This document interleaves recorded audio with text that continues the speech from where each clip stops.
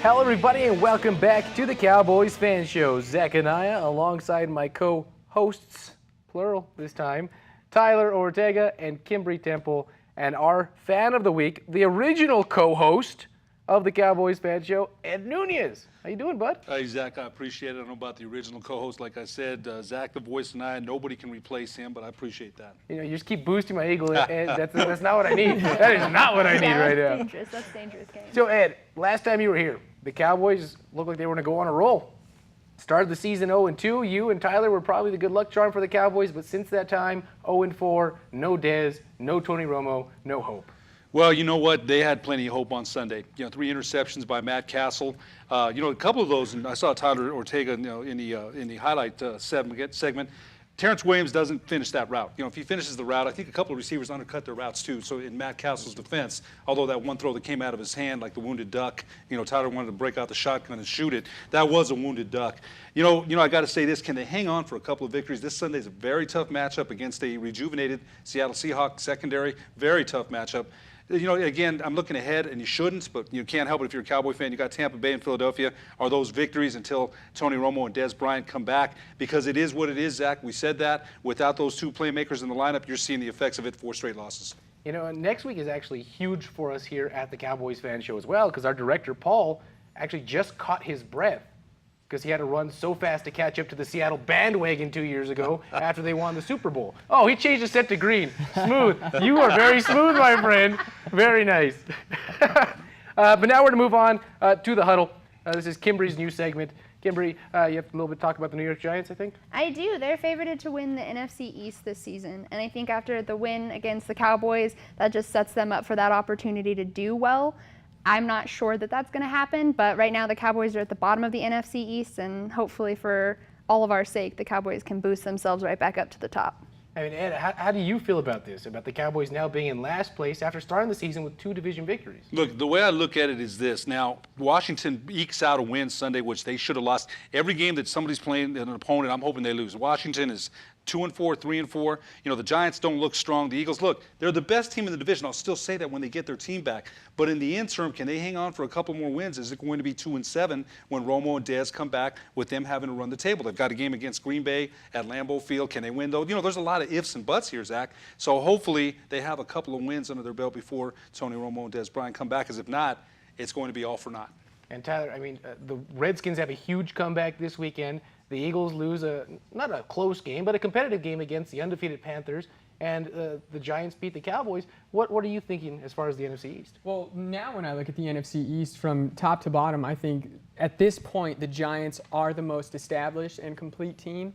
But just like Ed said, once the Cowboys get those key players back in Romo and Dez, they are the best team in the division. But again, if they can't get themselves out of this hole, I think the hole might be too deep when they do get the quality players back. So, yeah, I would have to agree. I think the Giants are the favorites in the NFC East right now. All right, we could spend all day on the NFC East. What's next in the huddle, Kimberly? Well, speaking of what Tyler said, the Cowboys have kind of dug themselves into a hole. I attribute that to their quarterback situation. After Romo got injured, it's a big issue with Brandon Weeden and then Matt Castle. Neither one of them seems to be completing as many passes as we need them to or making as many offensive plays as we would like. Now, Matt Castle, he had 1 touchdown, 3 interceptions against the Giants, and that's just not good enough. It's not good enough for anybody, let alone the Cowboys, who, if given the opportunity to have Romo and Dez back sooner, it would benefit them a great deal. If they keep digging this hole, there's no way to get out of it. I think that might be good enough for the Jaguars. And yes, I will continue to make Jaguar jokes every week. Tyler, what do you think of the Cowboys situation? Weeden, Castle, who would you pick? Or do you want me to suit up? But you know what? At this point, I still wouldn't have you suiting up. Neither would my high school coach.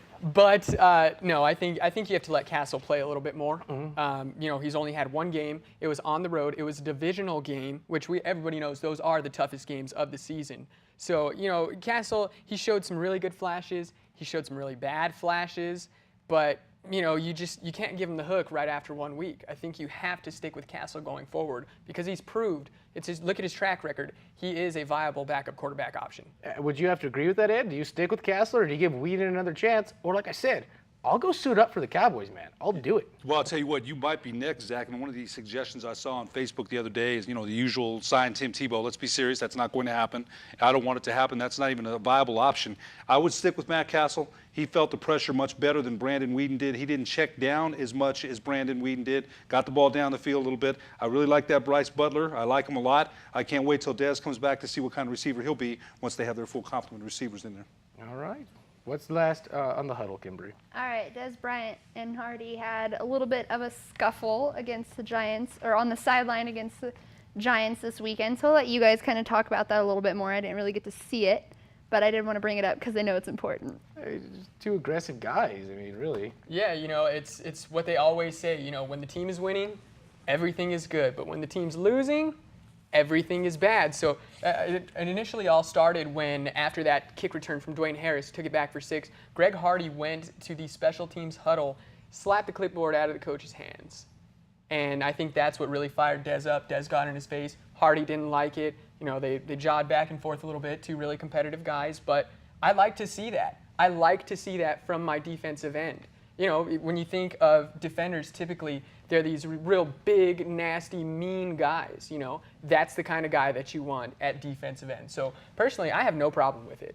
And it's rare to see Des Bryant being the voice of reason out there for the Cowboys. How do you feel about this? We've seen him get emotional about that in Detroit a couple years ago. Jason Witten trying to calm him down in a similar situation. And Tyler, I've got somewhat agree and disagree.